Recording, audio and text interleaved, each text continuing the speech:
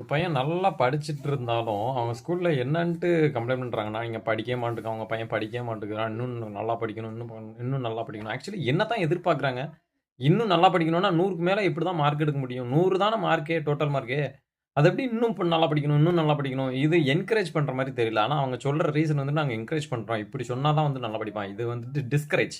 இது எப்படி பிரதிபலிக்கும்னா, தன்னோட வீட்ல வந்துட்டு வெறுப்பா காமிக்கிறான். நான் இன்னும் நல்லா படிக்கணும், இன்னும் நல்லா படிக்கணும். யாருமே என்ன நல்லா படிக்க மாட்றேன்னு தான் சொல்றாங்களே ஒழிய, நல்லா படிக்கிறேன்னு சொல்ல மாட்டுருக்காங்க. இது இன்னொருத்தங்க மேல ஒரு ஜெலஸ உருவாக்குது. அதாவது போட்டி.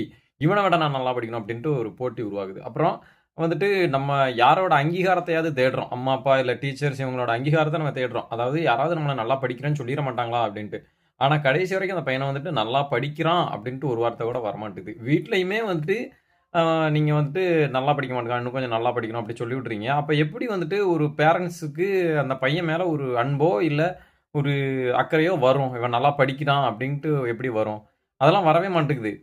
ஆக்சுவலி இது வந்துட்டு ஒரு வெறுப்பு தன்மைய கொண்டு வர்ற ஒரு வழியா தான் நான் பார்க்குறேன். ஸோ அ யாராவது ஒரு பையன நல்லா படிச்சாலும், படிக்காட்டாலும் லைட்டா அவன்ட்ட வந்துட்டு "நல்லா தான் படிக்கிற.